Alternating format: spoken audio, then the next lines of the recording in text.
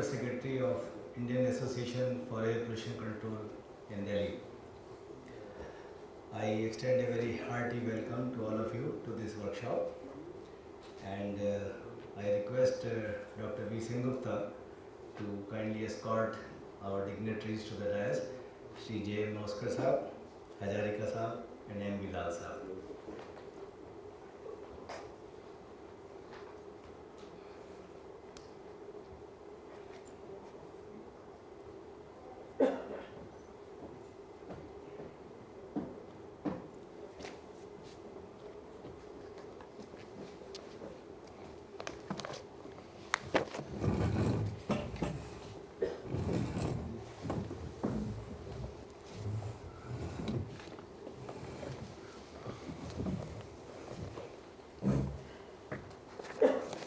Thank you, sir.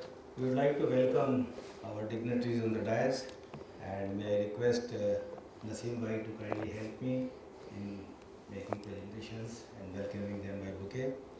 And may I request Dr. Pramila Goel and Dr. Parwana, our national vice presidents, to kindly come on the dais and present bouquets to the dignitaries. Both of you are requested. Aye, Dr.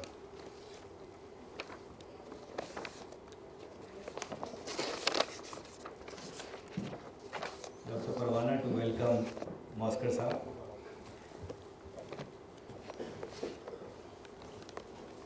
Pramila Goel ji to welcome Hajarika Sahab.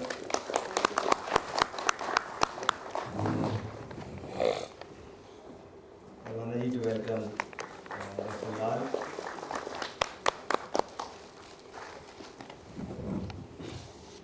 We have 3-4 more dignitaries amongst the audience, and we request Dr. Pramila Goel to welcome Shri R.K. Garg. You can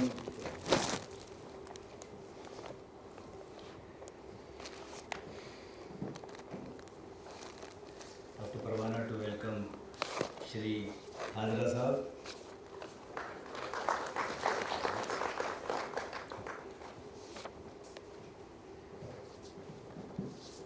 We are going to welcome Shri Anup Kumar ji.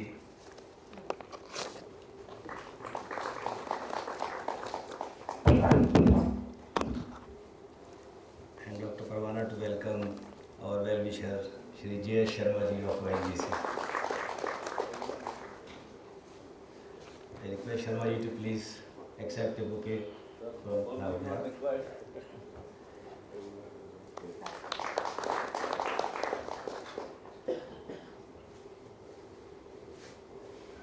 We have a little thin attendance, but I think the quality of attendance is very high, and though I expect more people to come and join us little later. May I now request Dr. V. Sengupta, who is a well-known scientist and also the National Vice President of the Association, to formally welcome all of you and present the objectives of this workshop. Thank you, Mr. Gupta. Respected Sri J. M. Moskar, Additional Secretary to the Ministry of Environment and Forest and former Chairman of Central Pollution Control Board. Dr. M. B. Lal, Chairman of Environmental Appraisal Committee 2 of Ministry of Environment and Forest and former Chairman cum Managing Director of HPCL. Dr. Hazarika, Director of ONGC. Shri S.K. Gupta ji, Chapter Secretary of IIPC. Dr. R.K. Garg, former Director of BRC and CMD of Indian Rare Earths, and also now Vice Chairman of Environmental Appraisal Committee. Shri S.K. Hajra, Expert Member of EAC2, and all the other dignitaries, including Michael Walls, Dr. A.L. Agarwal, and other friends from ONGC, IOCs, etc. It is my proud privilege to welcome all of you this morning to this workshop organized by Indian Association for Air Pollution Control and ONGC on a very important topic, that is the implementation of standards and guidelines in oil industry sector. We include both oil drilling and gas extraction sector, oil refineries, and transportation pipeline. I will try to brief you about the objective of the conference, and let me start with about our association.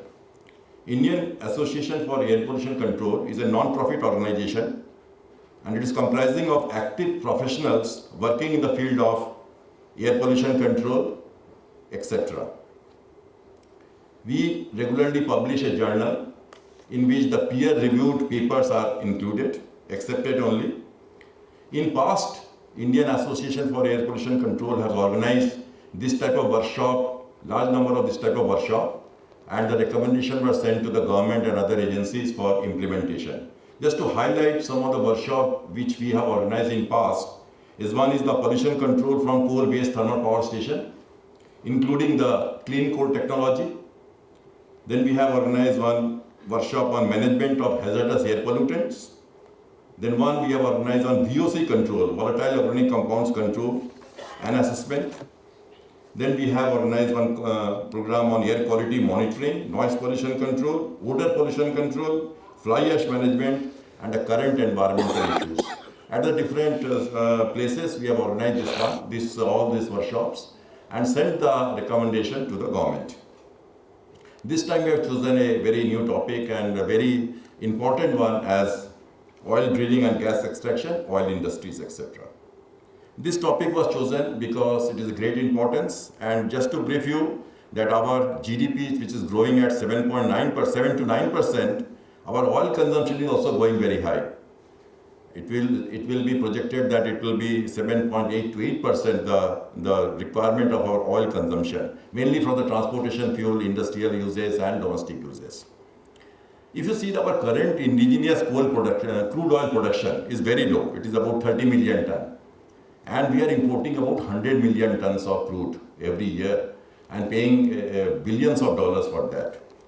We are fortunately now increasing our domestic production of the crude oil and gas, and especially the KG basin gas which we got. It is giving a great boost to our oil sector, and more oil fields are now being found out, and the oil exploration work is going on. That is the reason why we have chosen this sector for a discussion, especially to manage what are the environment sustainability of oil drilling sector and the oil refinery sector. And also the oil refinery is a very great one in our country. We have the world's largest refinery in India, and the world's smallest refinery in the world is in India. So we have a wide range, and present production is touching more than 120 million ton per annum of the refinery capacity we have, and almost every refinery now, if you see the Indian Oil Corporation or HPCL or BPCL, everyone is going for expansion. What we want to touch in this workshop is also the recent MOEF guidelines, MOEF and CPCB guidelines on environmental management. Just to touch one, what are we are going to touch is, one is the notification on the oil drilling and gas extraction, notification issued by Ministry of Environment and Forest under EPA. The notification of the new oil in refineries standard and guidelines is 2009. The previous one was issued sometime in 2005, and later on there is a lot of amendment made, and the Ministry of Environment has issued a very comprehensive environmental standards and guidelines for oil refineries in 2009. And many of the things the industry wants a discussion on those, how to implement those standards.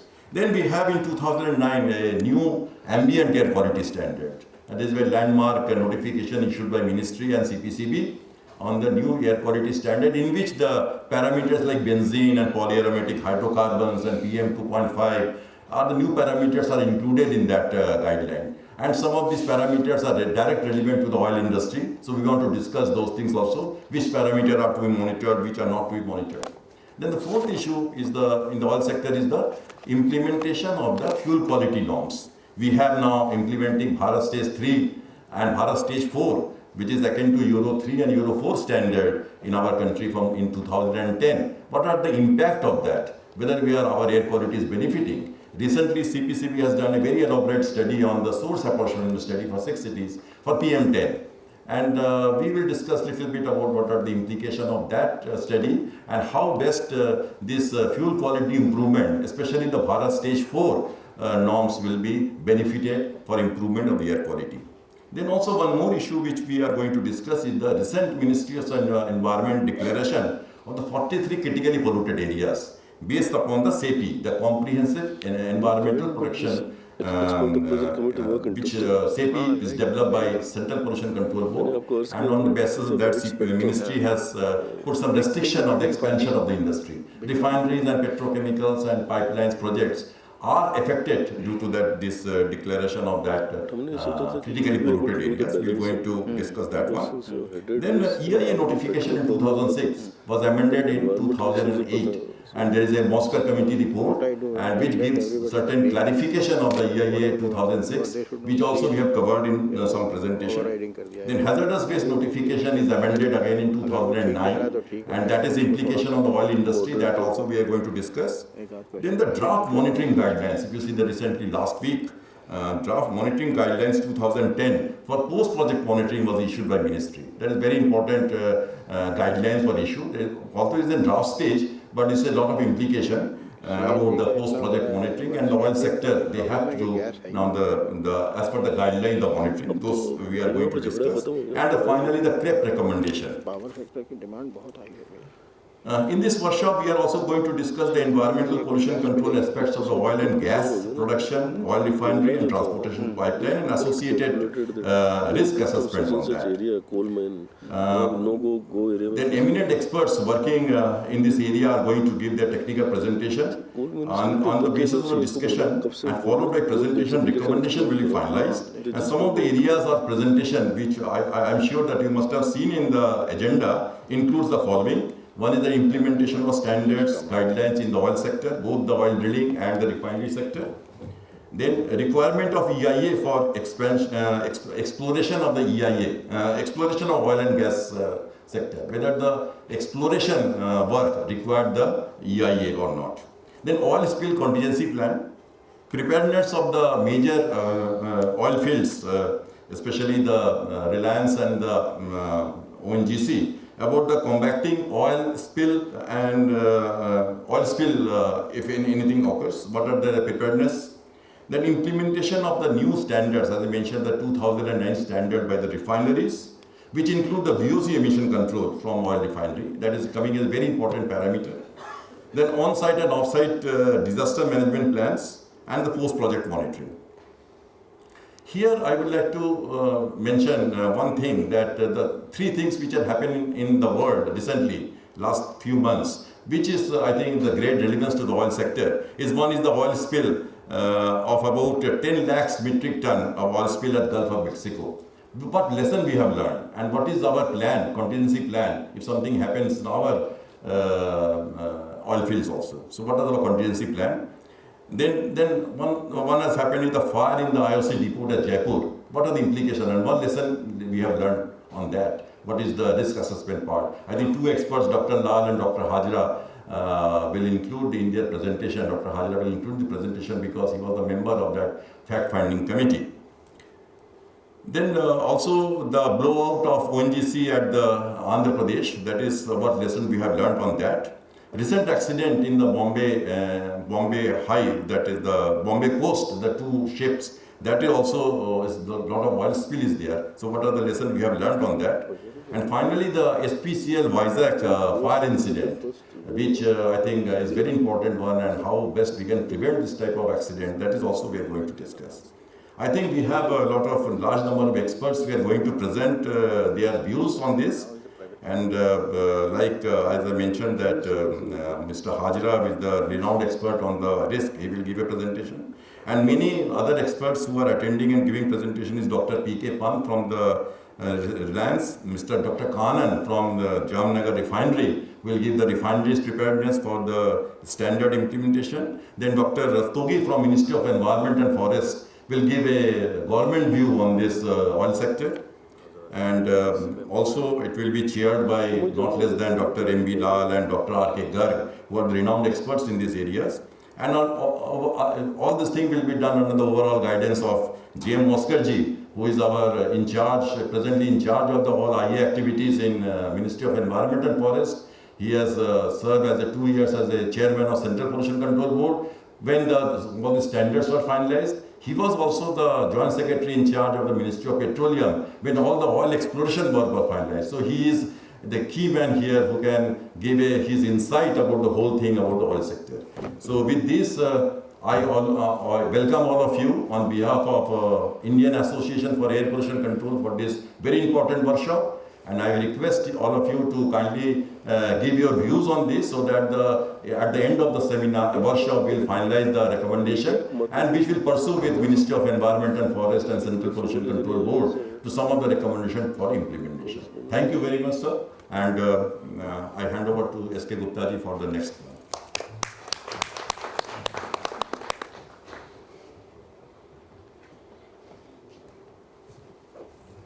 Friends, it's time to listen to the experts. May I request Hajarika Sahab to kindly address this gathering.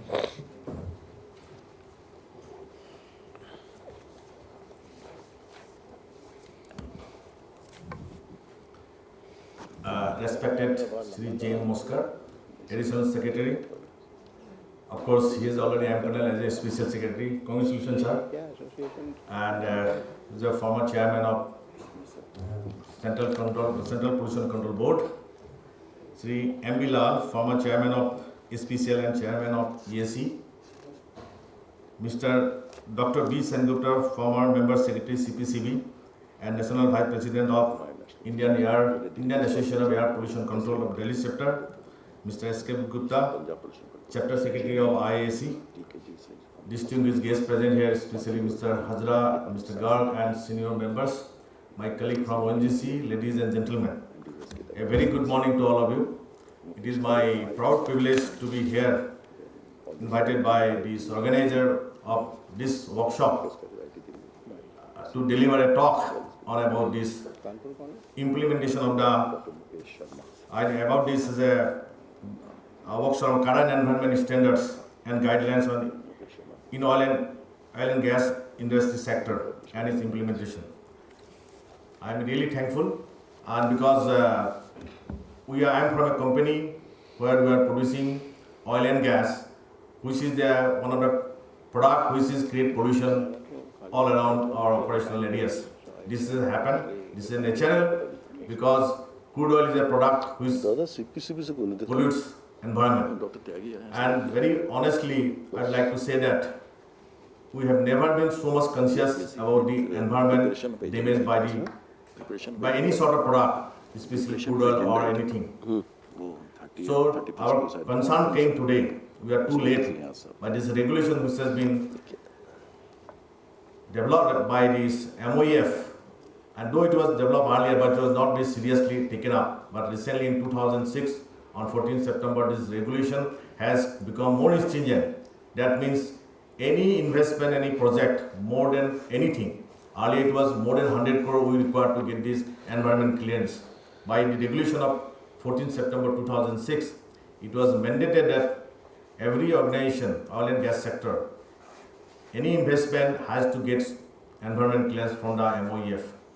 A committee has been set up, expert appraisal committee led by Mr. M. Bilal. Earlier it was led by former Petroleum Secretary Mr. Venkatraman. And ONGC is accepted that regulation and started complying and tried to get this clearance from the MOEF before the start of any other project. I appreciate the initiative taken by the MOEF because the environment protection is a necessity, and any development, any growth of any company or any country cannot sustain without the protection of environment. We have to take care of this environment. At the same time, we have to take care of this society working around our operations. These are necessary, then only any company have a sustainable growth. We have started our operation of oil exploration in India way back in early 19th century, when we started finding oil in Digboy. Then of course it was gone in a slow pace, only concentrated in the northeast. But when ONGC was commissioned in 1956, we started exploration all across India, and we have started producing oil and gas. And today, we are the largest E&P company in India, and we are producing about 80% of the company India's production today from different fields of India. And we are concerned about the environment. And as a policy, we have taken a lot of initiative, and we have created our own pollution environment, and we have taken some decision to protect the environment. One is that we have created our own carbon management group called CMG, which basically takes care of this protection of the environment in the operational area. Because this crude oil as well as gas, when you burn, it emits, and when we process, we emit some gases, which is carbon dioxide, and it creates a lot of pollution, which is a cause of global warming and climate change. This group is created with a purpose that to whatever areas available, because upstream sector has a lot of potential, lot of areas of emission of greenhouse gas, and we are concerned about that. This group has taken initiative to reduce flaring, to protect the environment, and as a matter of fact, we have created a company also that is called OTBL, ONGC Terry Biotech Limited. This company has developed these microbes, and this was also initially associated with our IRS, Institute of Reservoir Studies, and this company developed some special bacteria by which we can biodegrade this contaminated soil. It was, I am again honestly telling that our concern was not much. In the earlier time, when all drill sites were drilling for exploration of oil and gas, we are not keeping our well sites clean, or which is always sands or soils are contaminated with oil during testing of the wells. Today we have changed our policy that no oil will be spilled during testing of the well. It should be collected in the tank. Earlier it was collected in the open pit, and after testing we lift the well and let this oil or contaminated liquid in the pit as it is, which is a cause of pollution. And today we have taken up these actions by bioremediating most of the areas. I am very proudly say that this has been done by ONGC with very seriously, and we have spent a huge amount of money in cleaning these type of areas of oil spill across the organization, all around ONGC, and still to do a lot.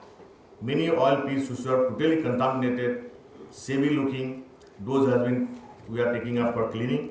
And again I am telling, it is the beginning, it is not the end. We have a lot many things to do. At the same time, this technology not only we are working with ONGC, this technology we are providing to the private companies also. All India also having signed with MOU with us for cleaning their areas of bioremediation of that contaminated soil. And we are participating in tender also outside. Kuwait oil field contaminated by this Gulf War. They have floated $1 billion contract tender, and where OTBL has been technically qualified. And if we get the financial support, I think we should be able to get some contract from Kuwait oil field cleaning also. And MOF is supporting us. Also, our external affairs ministry also supporting in this aspect. But anyway, these are the activities ONGC is doing in our own way. But what I would like to say, some of the information I would like to share, that in India the things are coming up, but seriously we are not taken up all those regulations early. The Water Act came in 1974. Dedicated environmental regulation had arrived in India, that is Water Act. It was followed by Air Act in 1981, and most importantly Environmental Protection Act in 1986. However, all industry related standards came in 1996. Before 1996, ONGC was following the IS and National Ambient Air Quality Standards for effluents and air quality respectively. After 1996, industry-specific standards came into effect. Since then, ONGC has been practicing the same. Again, I am telling ONGC as a number of ENP company started showing concern toward environment issues dates back in 1982-83 only. Though we have started our operation in 1956, when in 1982-83 we have created a Safety Environment Management Department, SEM we call that time. I think this is the first time in a public sector organization it has been created, and even at that time EPA Act also not coming. ONGC is the first PSU to have such a department. Also ONGC devised an environmental policy in 1983, again first of its kind for a PSU. Of course, the latest revision of the policy was made in 2007. The top management commitment was displayed when ONGC adopted environment protection as one of the prime objectives in 1988. Subsequently set up a dedicated institute. We have created an institute that is called IPSEM, Institute of Petroleum Safety, Health and Environment Management at Goa. This institute's job is to provide training to our people regarding safety, occupational health and environment protection. Because our operation was risky and we were operating in most of the areas of onshore, offshore together. So the officers who was in the field, they are giving training in